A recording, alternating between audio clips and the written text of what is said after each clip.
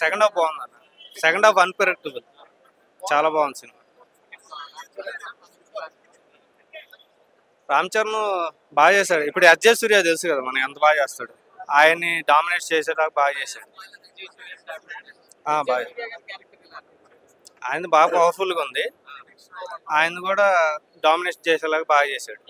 ఇప్పుడు first song ఉంటుంది కదా రామచ్చమాచారం, దాంతో మనం పెట్టిన డబ్బులు సరిపోతాయి అన్న రేంజ్లో ఉంది సాంగ్.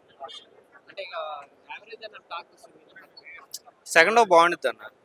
సెకండ్ హాఫ్ చాలా బాగుంటుంది. మనం ప్రిడిక్ట్ చేయలేం ఎంత బాగుంటుందా, ఇన్ని ట్విస్టులు ఉంటాయి అని.